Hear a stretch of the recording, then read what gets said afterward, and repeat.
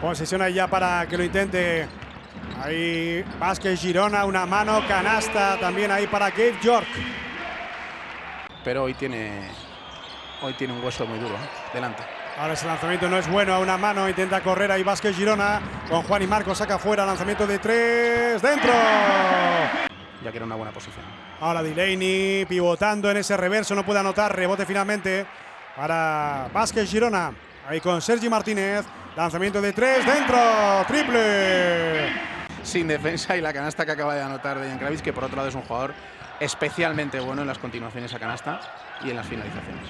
Ahora el lanzamiento de 3, triplazo, con la mano en la cara prácticamente. Gabe York, tremendo. Muy blanda la defensa de Goloman en esa situación de 1 contra 1 interior. Gabe York la suelta en la mano, canastón de Gabe York por elevación, apoyándose en el cristal. Al ataque el conjunto Gironi. Lo va a intentar ahí Gabe York.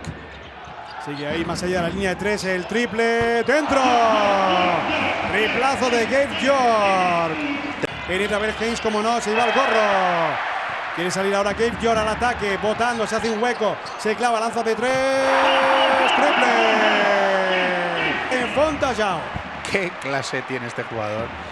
Parece que todo es fácil, qué fácil tira, con qué sencillez, con qué rapidez arma el brazo. Hombre alto titular en el equipo de Porfirio Fisac. Lanzamiento lateral ahí para Kino Coulomb, que ha vuelto a pista.